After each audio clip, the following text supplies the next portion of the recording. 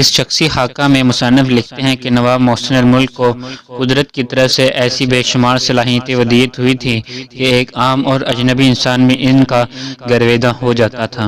عام طور پر خطاب دیتے ہوئے موزونیت خیال نہیں رکھا جاتا، لیکن نواب محسن الملک کا خطاب بڑا موزوں نکلا۔ موصوف مقناطیسی شخصیت کے حامل انسان تھے۔ جس شخص کو ان سے ملاقات ہوگی وہ انہی کا ہو کر رہ گیا۔ اپنے دوستوں اور چاہنے والوں سے مخلصانہ برتاؤ تو ایک طرف اپنے دشمنوں سے بھی حسن سلوک پیش آتے تھے، یہاں تک کہ ان کے سیاسی مخالفین بھی جب تک زندہ رہے ان کے شکر گزار رہے۔ نواب صاحب ایک درویش انسان اور معاملہ فہیم سیاستدان تھے۔ حیدرآباد کی اسلامی سلطنت میں ان کی سیاسی بصیرت اور انتظامی قابلیت کے جوہر کھل کر سامنے آئے۔ انہوں نے پہلی بار ریاست کا بجٹ مصر کے بجٹ کے نمونے پر مرتب کیا اور بندوبست، فنانس اور مال گزاری کے محکموں میں بہت سی اصلاحات متعارف کرائیں۔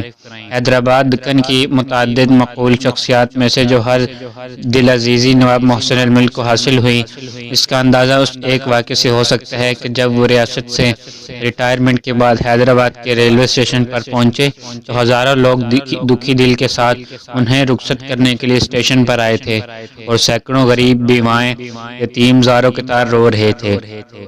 جس زمانے میں نواب محسن صاحب پیدا ہوئے وہ مسلمانوں کے زوال و ادبار کا دور تھا۔ مسلمان شان و شوکت اور جاہ و ثروت سب کچھ کھو چکے تھے۔ مایوسی کے اس دور میں مسلمان مذہب کی طرف رجوع کرنے لگے۔ یہی وجہ ہے کہ سر سید کے حلقہ اثر میں آنے والے تمام ادیبوں نے بھی مذہبی موضوعات پر قلم اٹھایا تاکہ مسلمانوں کی اصلاح احوال ہو سکے۔ نواب مرحوم کو بھی ابتدا ہی سے مذہبی لگاؤ تھا۔ میلاد پڑھنے اور وعظ کہنے کے شغل کے ساتھ ساتھ ایک مذہبی تصنیف بھی ان سے یادگار ہے۔ ان کی اردو تحریروں میں ادبیت کی شان نظر آتی ہے، لیکن انگریزی بالکل نہیں جانتے تھے، پھر بھی اپنے ذوق کی تسکین کے لیے انگریزی کتابوں کا ترجمہ کرا کے مطالعہ کرتے تھے۔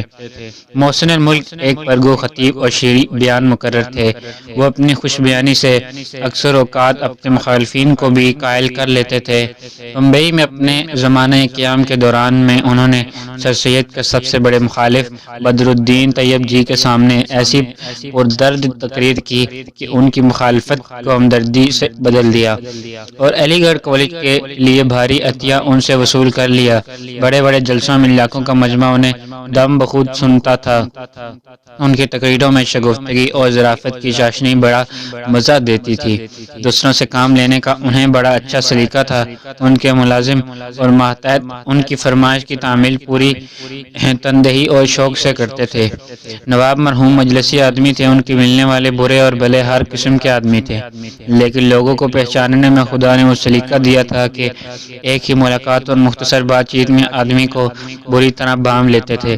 انہیں مطالعے کا بہت شوق تھا۔ عربی، فارسی، اردو اور انگریزی کی اعلیٰ درجے کی کتابیں ان کی ذاتی لائبریری میں موجود تھی۔ سر سید کی وفات سے چند سال پہلے اردو مخالف تحریک کا آغاز ہو گیا تھا۔ سر سید کے ساتھ ساتھ نواب محسن الملک نے بھی اردو زبان کی حفاظت کا بیڑا اٹھایا اور اپنی تقریروں سے لوگوں میں جوش کی ایک لہر پیدا کر دی۔ سر سید نے اصلاح معاشرہ کی جس تحریک کا آغاز کیا تھا، محسن الملک نے اس میں ان کا بھرپور ساتھ دیا۔